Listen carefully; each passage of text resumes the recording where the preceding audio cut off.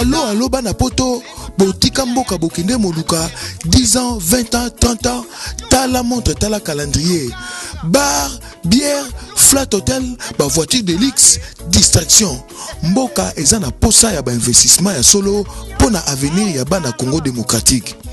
Oui ndakisa yango yo mama Ek Bilonda initiatrice ya ONG de Asbel Graft africaine asali mobange na hôpital na Lukula na territoire ya Bas-Fleuve na province ya Congo central à 25 km ya ville ya Boma. Hôpital oyo kosunga bana nyonso ya Bas-Fleuve mingi bana ya Lukula po bazwaka ba soin oyo ya bien na ba condition lokola kaka na ba grande ville. Bambate hôpital oyo ezali moderne pe bien équipé biloko nyonso en direct ya Suisse. Wapi okokuta ba service lokola dentisterie, ophtalmologie, laboratoire, gynécologie obstétricale, wapi maternité à solo ezali na ba couveuse, service lokola radiologie, wapi scanner moderne ya mombamba ezali, médecine interne, wapi bloc opératoire ya kafu bien équipé ezwami.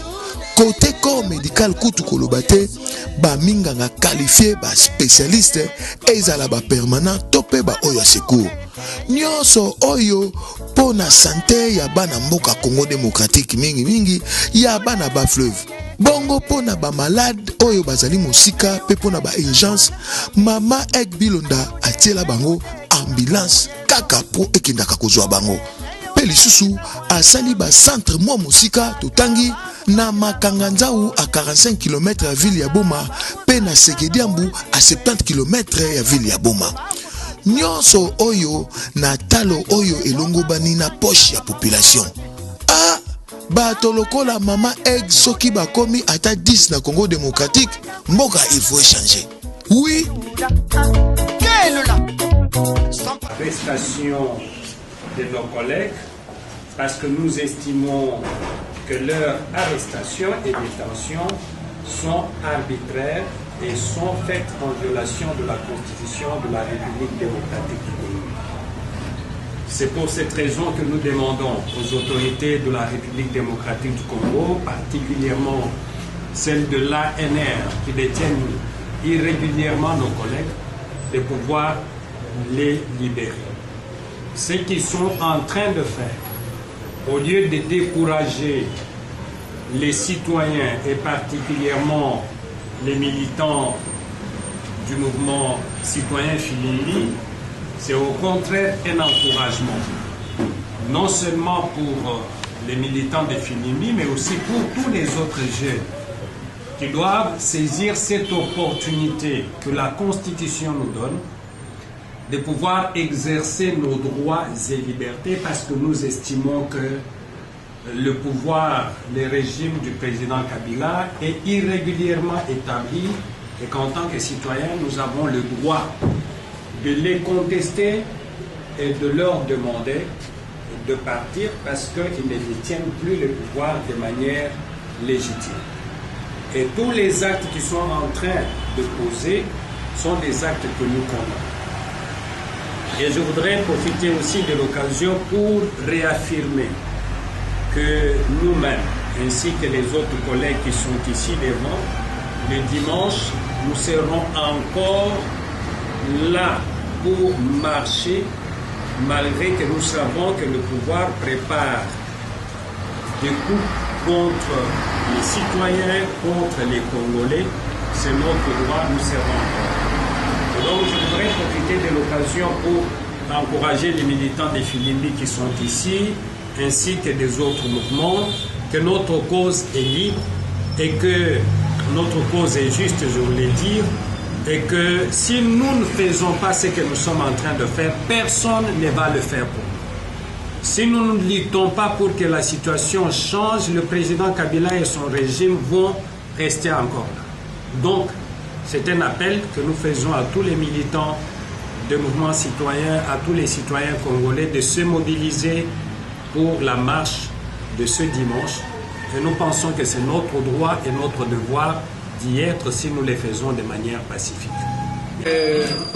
Cela fasse des ordres dans la mesure où le droit de manifester est garanti, non seulement pour nous qui allons marcher avec les laïcs catholiques, mais aussi pour les autres qui ont appelé aussi. Les seuls conseils que nous pouvons donner à ce niveau, c'est que chaque groupe manifeste en respectant le droit des autres de manifester et en respectant les biens publics et biens privés et en respectant les lois de la République. Seulement, ce qui étonne, c'est que de ma mémoire, je n'ai jamais vu un parti politique organiser une marche le dimanche. De ma mémoire. Ça m'étonne que le Rassemblement Kasavubu ait choisi d'organiser sa marche le dimanche alors que ce n'est pas dans les traditions des partis politiques. Et cela nous conduit à conclure que c'est une marche qui est organisée tout simplement pour étouffer la marche des citoyens. Et nous leur disons qu'en dépit du fait qu'ils ont pris l'engagement de venir marcher le même jour que nous allons faire notre marche et nous pensons que chaque groupe devra respecter les droits des autres. D'abord, si nous considérons que tous nous sommes citoyens de ce pays et que nous avons les mêmes droits, la confrontation va arriver pour quelle raison? En fait, il n'y a aucun groupe ici qui fasse sa marche en l'organisant contre un autre groupe. Chaque groupe a un objectif. Vous savez que d'un côté, nous allons marcher pour exiger l'application intégrale, n'est-ce pas, de l'accord du 31 décembre 2016, et de l'autre côté, ils vont marcher pour appuyer les calendriers électoraux. Il n'y a pas de confrontation. Et donc, c'est pour ça que nous estimons qu'il faut demander aux uns et aux autres de respecter les lois de la République. Et vous savez que l'Église catholique, ou disons les laïcs catholiques, qui ne sont pas seuls, il y a beaucoup d'autres citoyens qui n'appartiennent pas ni à l'Église, ni aux églises de réveil, ni aux églises protestantes, ni aux églises catholiques, qui pensent que la cause défendue par le comité des laïcs de coordination est une cause juste, qui vont se joindre. C'est pour ça que notre appel va dans le sens de dire que les uns et les autres respectent les lois de la République. Et donc, pour moi, j'estime qu'il n'y aura pas de problème. Et s'il y a des problèmes, la police doit être là. Parce que nous estimons que la police est payée avec l'argent des citoyens et que cette police, dans une démocratie, ne peut pas être au service d'un individu ou d'un groupe d'individus. C'est une police qui est au service des citoyens, devra jouer son rôle en faisant en sorte que les droits des uns et des autres soient garantis. Que quand on s'engage pour les droits civiques, dans un pays comme la République démocratique du Congo, où nous avons un régime qui ferme les oreilles à nos revendications, les arrestations sont possibles. Et en allant à cette marche, nous sommes convaincus qu'il y aura certains d'entre nous qui vont être arrêtés. Ça peut être mon collègue, mon frère Kabé, ça peut être moi, mais nous sommes convaincus que quand on travaille, on s'engage comme citoyen dans un pays comme la République démocratique du Congo, il est important d'intégrer la mention ou la dimension arrestation, la dimension prison dans sa tête. Parce que c'est inévitable. Si nous avons peur de la prison, ça veut dire en d'autres termes que nous n'allons pas revendiquer nos droits. Tout ce que nous demandons aux autorités, il n'y a pas d'autorité dans ce pays qui ne soit pas soumise à la loi de la République. Et même celles qui violent la loi de la République, si elles ne rendent pas compte aujourd'hui, nous sommes convaincus qu'elles rendront des comptes un jour ou un autre. Parce que le régime du président Kabila, ce n'est pas un régime éternel. Ce régime, s'il ne prend pas fin cette année, il prendra fin un autre jour. Et donc, nous demandons aux uns aux autres de pouvoir respecter les lois de la République nous demandons aux uns et aux autres d'arrêter les gens qui, dans la mesure où ils violent les lois de la République. Mais je ne pense pas que manifester pacifiquement, comme le demande la Constitution, soit répréhensible par rapport aux lois du pays. Et donc, nous serons là. De votre participation, le mouvement Philippe, c'est un mouvement citoyen pro-démocratie, non violent et non partisan. Et comme nous le disons toujours, le Congo nous appartient à tous. Et tout Congolais a le droit de jouir de ces droits qui lui sont permis dans la Constitution et dans différentes lois que nous possédons dans notre pays.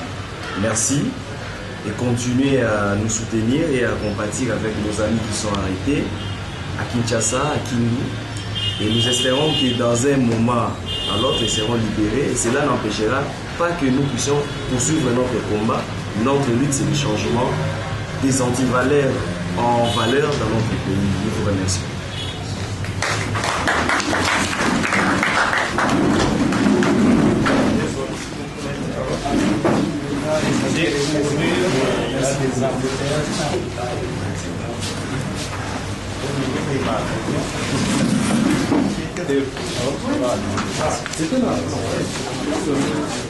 Bon, chers amis, là-bas, il y a des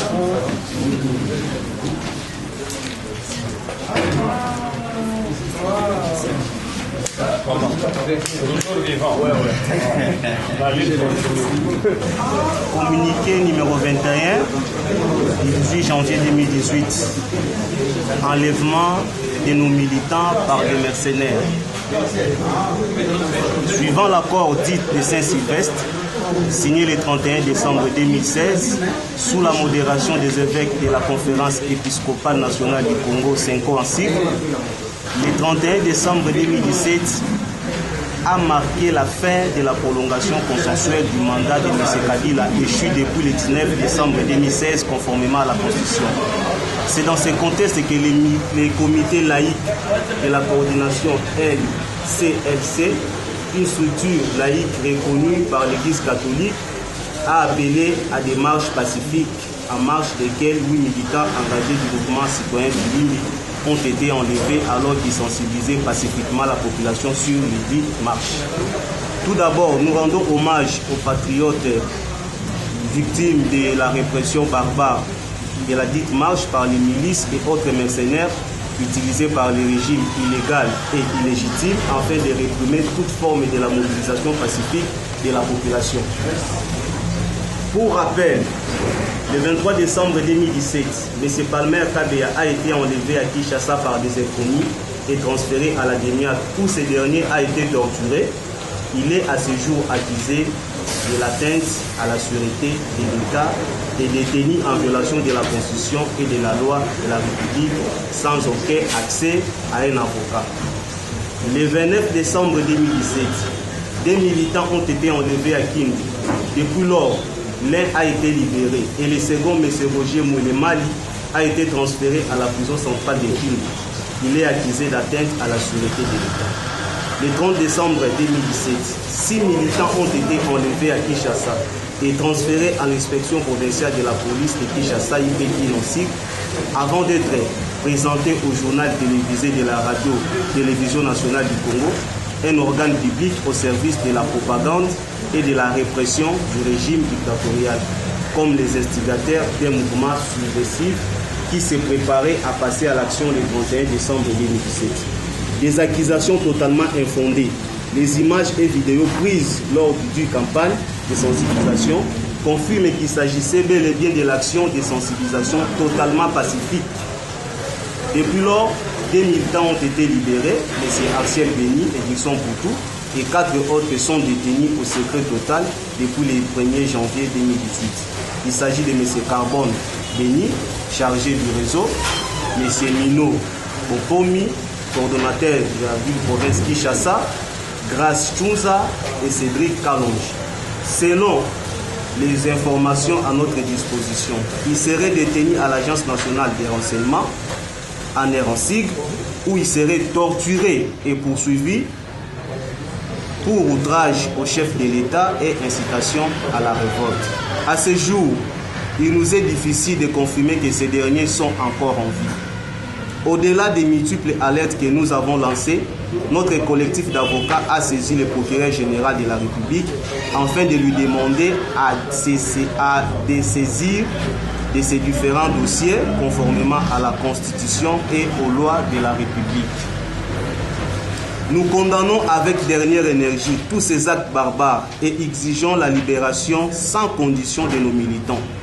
En outre, nous interpellons l'opinion nationale et internationale et affirmons que nous ne céderons en aucun cas face aux intimidations d'un régime illégal et illégitime qui a décidé de nous diriger par défi et en violation de la Constitution ainsi que de la loi de la République. Nous demeurons plus que jamais déterminés à poursuivre notre lutte pacifique et juste dans le strict respect des droits qui nous sont acquis en tant que citoyens, parmi lesquels la liberté d'expression et de manifestation. Et restons fortement mobilisés à côté de la grande majorité de nos compatriotes et assez jusqu'à la libération totale de notre patrie des mains de la dictature, conformément à l'article 64 de la Constitution qui nous autorise de barrer la route pacifiquement au régime actuel. Ainsi, nous associons avec force et détermination à l'appel à des marches pacifiques du comité laïque de la coordination CLC de ce 21 janvier 2018 car le Congo nous appartient à tous. Isili, Imena, Kwajiki, Anaïcha. Donc, tel que ça a été dit chez nos maîtres, nous demandons tout simplement la libération de nos amis compatriotes arrêtés le 31 décembre.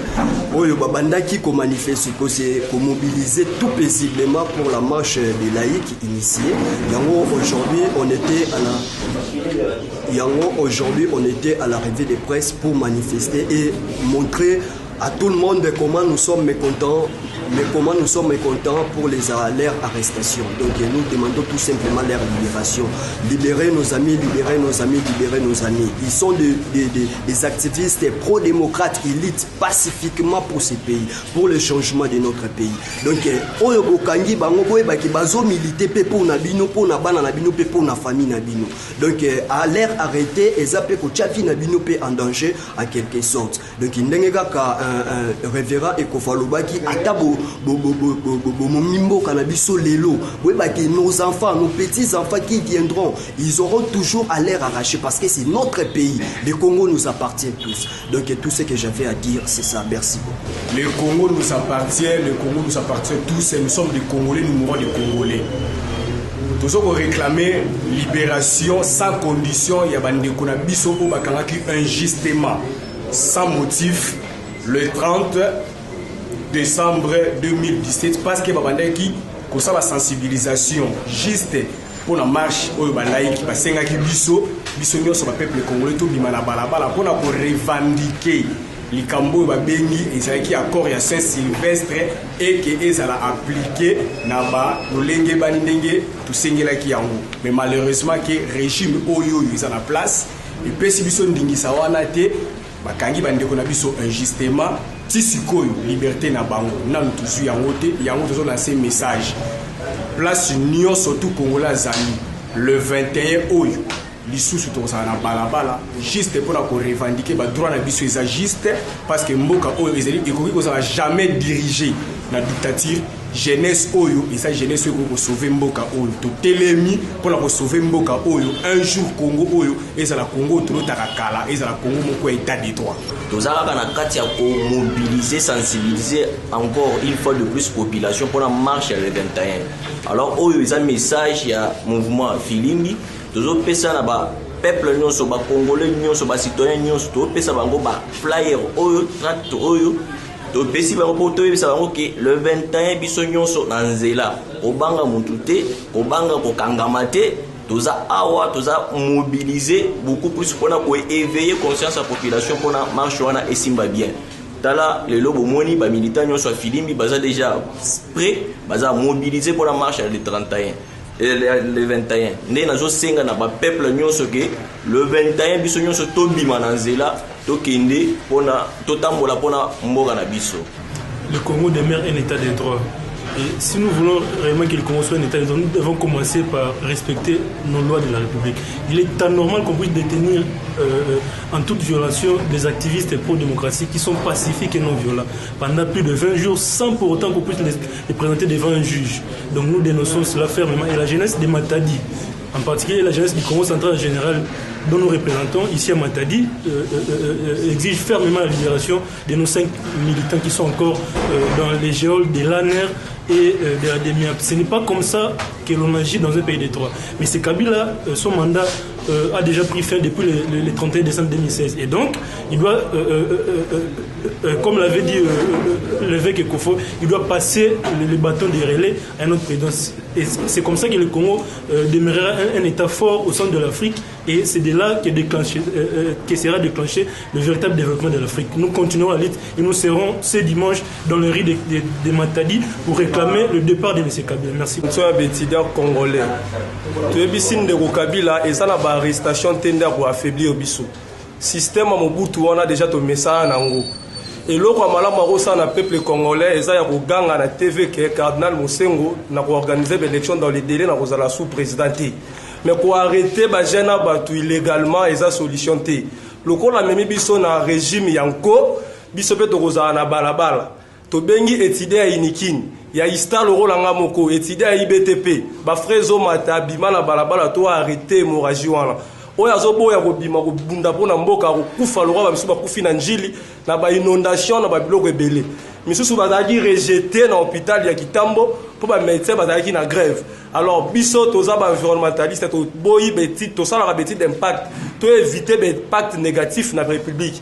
Au lieu ba médecin ba inondation et ça la médecin qui na grève to tele mais l'état moyini tout ça le changement économique c'est mboka au jeune union so o amoni moya ko rejoindre te qui na ba paroisse catholique union so ba militant filimbi ba kozala wana biso tozana lit ya ko yiba te ko buka te po ya ngwana ndeko Kabila sa krochaka nango po kanga batu illégalement to kozana balabala omoni policier otomoli maboko et bo veye na ba policier nyonso bazaka na ba veye na bino soki bomoni azomona na te c'est que ba cheye po asala l'état Kabila aboma ba congolais bo pesa biso ba information ba policier nyonso oyo Kabila séquestré ko banda lelo ba pesa bango moral ya ko beta na nzoto tolobi non na système Kabila tolobi non toza génération oyo ezo délivrer RDC toza na kanda makasi contre comportement ya régime ne naza nazo lenga nazo trembler mais pona beta Kabila te mais pona ebisa ke fatika pays oyo akutaki yango il faut atika yango eza pays ya ba congolais naza moko ya ba militant Filimbi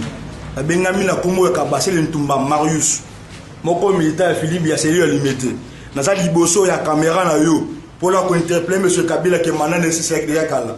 Massa au moni 5, parce qu'il a enlevé depuis les 30 vers 12 heures. Ce qui n'a pas l'impression de malamouté. Dans ce cas, Kabila a tika pouvoir. Ce qui au moins n'a pas mandéfou. Il y a une rebelle qui s'y passe à Kabila. Il y a une rebelle qui passe à Congolais. Dans 5 libération, Massa dans 5, à l'immédiat sans condition. Ce qui est Kabila, à comment on a kunaé. On a eu le bayangouana. Naza Filimbi, Naza Congolais. Naye na télévision pendant kebisa ba pasteur tout il y a église de réveil balanda je suis de Mbandaka na cardinal Mosengo soki qui est pasteur à Zolanda mibe kwa mboka te à Zolanda population te bango ba fandika pona somba ba mituka peuple congolais azo souffrir tozo konda bango bazo soutenir Kabila lelo na ye pona ye sabatu nyonso ya église de réveil qui dimanche le 21 tozala na catholique totambola bozaka lokola nga na loboko bosomba ba chapelet bozala na catholique pona ko marcher après kilte à 6 heures après tobimi kilte to marcher mutu amonela ote oya na elamba pembe. Eric Musomba activiste ya Filimbi Kabila attaque ba masana biso eza yango nde mutu kobangisa biso te pona otika lito tozomene alors nazo yebisa na ba pasteur ya ba église bate ko distraire bandimi. Comment ça fait-il que bino watu bazwa na kati ya église mais makambo zote mo bien na kati ya mboka te mais bozo distraire on a ba prier nzamenza jamais nzamba ko tikala okitana sete pona ko ya ko ranger mboko eza biso moko ba congolais nde to ko ranger après nzamenda ko tia loboko na ye. Alors biso nyonso les 21 tous na ba église catholique pona ko marcher pacifiquement pona ko faire partie Kabila atika Congo libre azonga na Rwanda. Mbote ezate o ezana kati ya motema eleki na mbote na opesa mbote parce que soki oyo eza na motema na ngai ekomi stable ekomi bien wana na opesa mbote bona ne kutu ezate bato oyo baza awa baza enlevé ba militants na biso baza enlevé. Pourquoi? Parce que ils ont voulu combattre pour ces pays, avoir la paix pour nous. Et vous aussi qui êtes en train de regarder, de suivre cela, à toutes les jeunes filles, nos sœurs, nos mamans, les petites sœurs, les filles, Botalananu, on dit éduquer une fille, c'est éduquer une nation. Il y a tout royo, ceux qui a yo quitté, yo vieux Kabila, okomona, na boy ko continuer.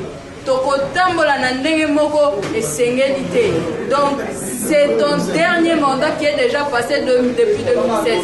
C'est le moment que nous allons marcher maintenant nu pour te chasser. Si tu veux la malédiction te suivre, bino moko boyebi ba maman ndenge bazala kana ba jeune fille. Tozo tambola na ba ville ça va pas bo longoli biso déjà bilamba o na nyonso oyo. Alors pour la paix de notre pays, l'évolution de notre pays, les jeunes filles, les mamans, nos sœurs, sortons tous en route. Totambola pomboka ekende liboso. Tozo lia bien te, tozo fanda bien te. Biso moro basi bomoni tellement bilamba zalaki milai ekomo mata. Bomoni niveau ba jipe komi, bomoni ndenge batolo ekomi, tokolongola ngo sikopo na yo, oyeba ke mboka oyo Ezaya yote, Ezaya biso nyonso.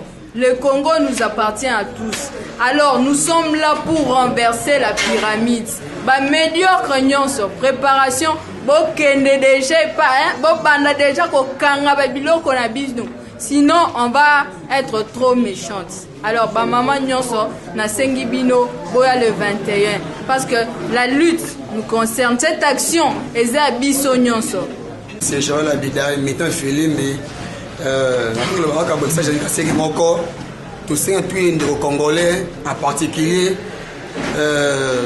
pour notre libération de notre frère arrêté depuis le 30 décembre 2017 il y a 15h du matin donc nous va libérer Bango qui est base à la liberté on est sans condition et tous les universités de Kinshasa y compris il peine ISTA quand même Lula ICC passe massivement dans la marche de 21 janvier 2018 Nangonga ya 8h qui est au tambour le longo dans dossier Basango ba équipe protestant qui mangue c'est Mutabanga Muto mon côté c'est la lutte qui libère le pays et avec 64 marches nous aurons l'espoir nous aurons aussi notre résultat de libération du Congo qui nous appartient tous peuple congolais et notre Kabila se donne pas cette lutte de nous c'est pas la liberté, nous avons toujours fait Kabila les bruits jusqu'à dans l'air lutte là qui s'est mis c'est pour dormir et nous demandons M. Kabila de libérer le Congo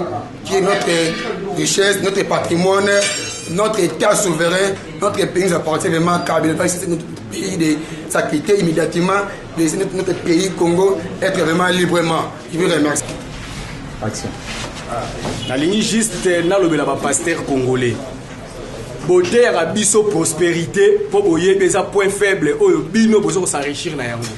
Yangwana peuple congolais oyo landaka ba pasteur wana bazo ko faire endormir bino. Il est temps que vous puissiez réveiller. Soyez debout, restez debout. Beauté les melamboka na biso. Bobo ya ba conseil ba pasteur wana na matière na bango wana ya prospérité. Prospérité ya kate soki au télémité. Prospérité ya kate soki au bundité. Il est grand temps d'ôter la Congo pour Congo ils ont kufa. Bazo ko violer na est, bazo ko moma, bazo ko torturer biso la propre mboka na biso. Les étrangers a commis congolais, biso ba congolais o toza ba congolais de souche de sang, to commis l'étranger. Yangwana pona pour sauver mboka o c'est dans la rue pour sauver la démocratie. Totelema, to bunde la Congo, les 21 mutu nyonso na bengi ba corps corps laïque nyonso na balabala, l'église protestante, l'église catholique, l'église kimbangiste ainsi que toutes les paroisses du monde. Oyo baza représenter la kati ya kini awawa. Na ba musulman, na ba bouddhiste, biso nyonso tout na balabala. Oyo bengami congolais atelema poto sauver mboka na biso. Il est temps.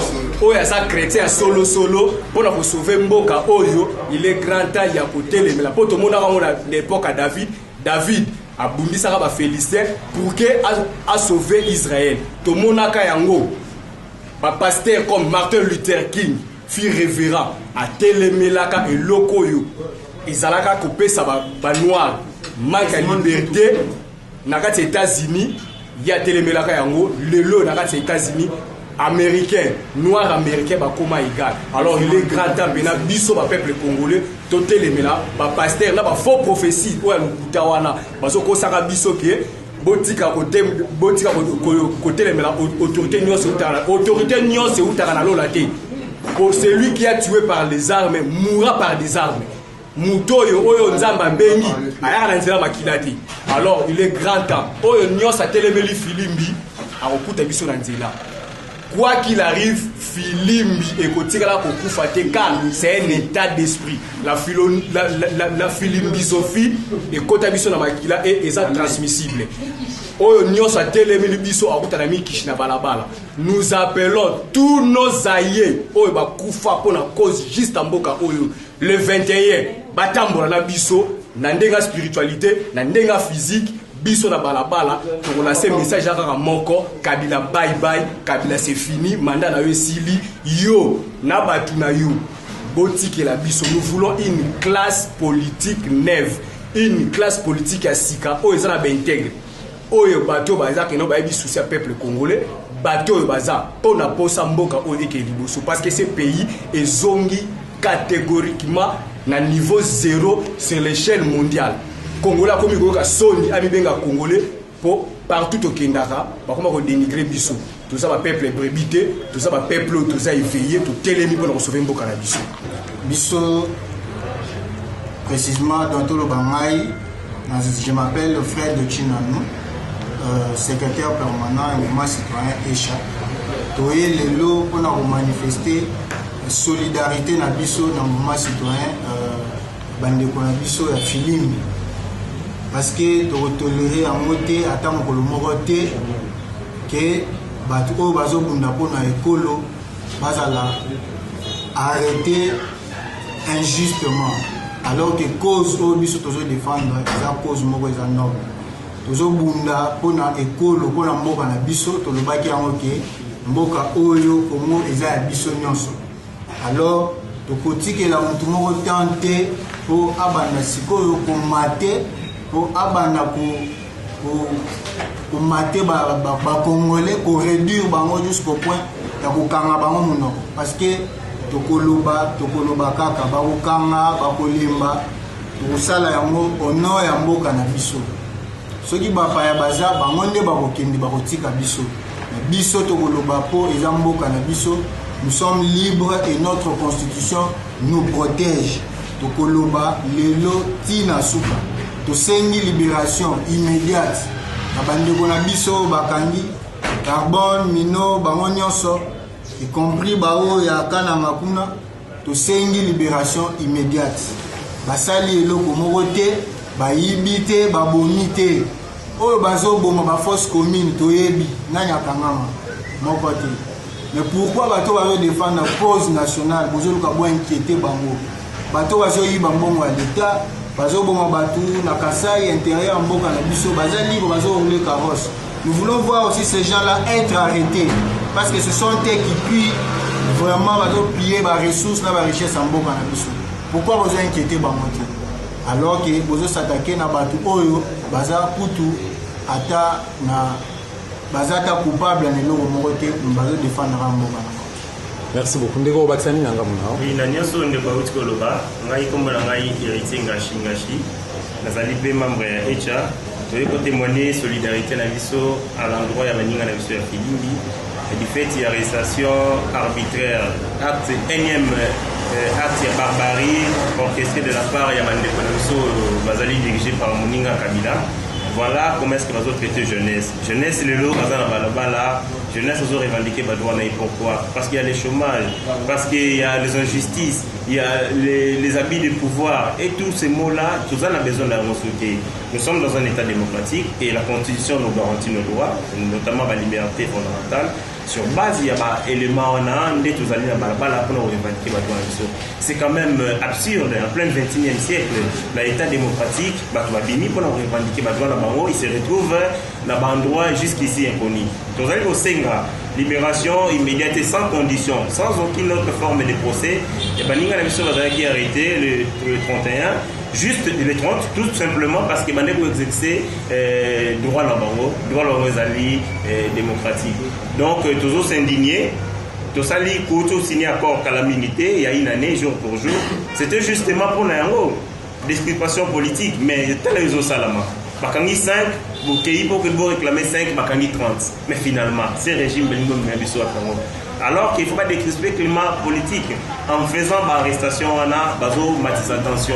Et nous avons passé pour la même occasion pour rappeler que le 21 Oyo, nous allons continuer jusqu'à ce que nous obtenir gain de cause. Gain de cause, les alliés qui Kabila à l'Ongwa parce qu'ils sont hors mandat constitutionnel. Donc, ils sont sous 2 ans gratuitement, alors qu'ils ont la légitimité. Il y a trop, c'est trop. Le 21, nous allons et puis, pour le départ, il y a Kabila, mais aussi une libération sans aucune autre forme de procès. Il y a une mission Bakangi, à Kinshasa, et puis la mission sous Bazali à Kasaï, dans un procès bidon. Procès inédit, condamné Baninga et puis bazo couper le lot dans la géole, il y a ANR et puis service Moussousou. Où ils sont censés, nous sommes là pour protéger le peuple congolais. Mais ces mêmes services se révèlent être des ennemis du peuple congolais. Les militaires, les policiers, qui ne peuvent même pas payer les loyers de leur maison, qui ne peuvent même pas payer les peuvent pas scolariser banana bango to que la bango mawa mais tu comprends raté bazo exécuter hors de mort illégal sur base de ça ndé bazo meurtrier batou okobima soka robimi babomi donc biso nyonso foto ko maraka na église ya Kabila o aza pasteur. Tout le monde doit applaudir na l'homélie à Kabila. Si vous donnez notre son de cloche, là vous êtes baïonné, la police, la nini, Betao, Babomayo et ainsi de suite. Trop, c'est trop, tous allés dans la République démocratique du Congo, Congolais, Bundi, Pesa Makila na Bango, Pesa Mabomoï na Bango, pour que tous allés libres. Tout à la sol. Autant qu'il préambule la Constitution et puis autre instrument juridique, les Congolais se sont battus pour la démocratie. Les Congolais aspirent à la liberté, les Congolais aspirent à la dignité. Les Ayango, on a toujours rappelé dans Kabila que nous aspirons à la liberté, tous allés Banyamate.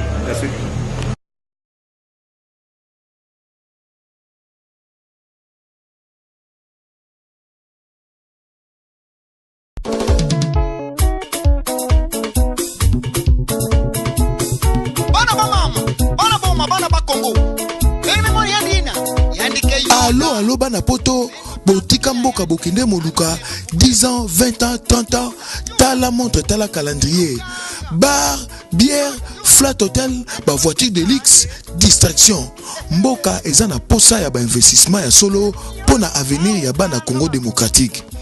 Oui ndakisa yango yo Mama Ek Bilonda initiatrice ya ONG de Asbel Graft africaine a sali mobange na hôpital na Lukula na territoire ya Bas-Fleuve na province ya Congo central à 25 km ya ville ya Boma. Hôpital oyo kosunga bana nyonso ya Bas-Fleuve mingi bana ya Lukula po bazwaka basoin oyo ya bien na ba condition lokola kaka na Bagane ville. Bambate hôpital oyo ezali moderne pe bien équipé biloko nyonso en direct ya Suisse. Wapi okokuta ba service lokola dentisterie, ophtalmologie, laboratoire, gynécologie obstétricale, wapi maternité à solo ezali na ba couveuse, service lokola radiologie, wapi scanner moderne ya Mombamba ezali, médecine interne, wapi bloc opératoire ya kafu bien équipé et joigné. Côté corps corps médical kutu koloba te ba minganga qualifié ba spécialiste ezala ba permanent topé ba oyo secours nyonso oyo pona santé ya bana mboka Congo démocratique mingi ya bana ba fleuve bongo pona ba malade oyo bazali mosika pe pona ba urgence mama ek bilonda atiela bango ambulance kaka po ekendaka kozwa bango pe lisusu asali ba centre mwa mosika totangi na Makanganzau à 45 km ya ville ya Boma pe na Segediambu à 70 km ya ville ya Boma nyonso oyo na talo oyo elongo bani na poche ya population bato lokola mama egg soki bakomi ata 10 na Congo démocratique mboka il faut changer oui